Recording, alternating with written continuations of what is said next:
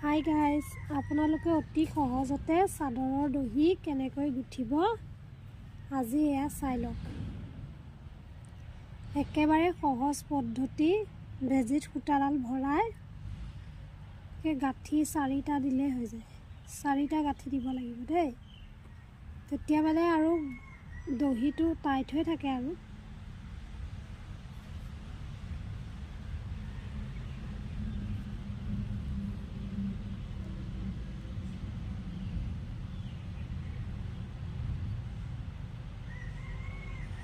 দহি মানে গাঁঠিটো অলপ টাইটকৈ দিলে দহিটো অলপ ভাল হয়, মানে টাইট হৈ থাকে আৰু।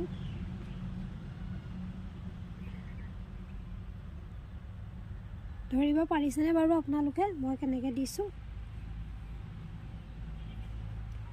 ভালকৈ চাই ল'ব।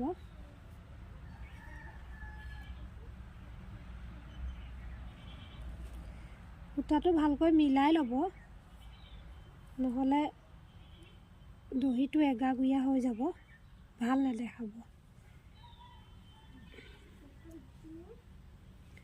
মোৰ মাতটো ইগন'ৰ কৰিব, মোৰ গাটো অলপ বেয়া, সেইবাবে মানে মাতটো ইমান ভাল অহা নাই।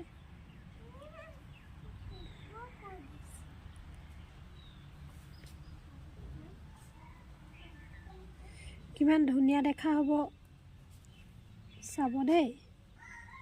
অলপ মানে গাঁঠিটো অলপ ভালকৈ দিলে আৰু খুলি যোৱা আৰু মানে চান্স নাথাকে মানে।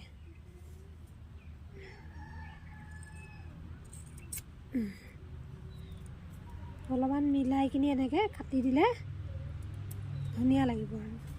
এয়া চাওক, ধুনীয়া লাগিছেনে? এয়া ধৰিব পাৰিছেনে বাৰু আপোনালোকে? এয়া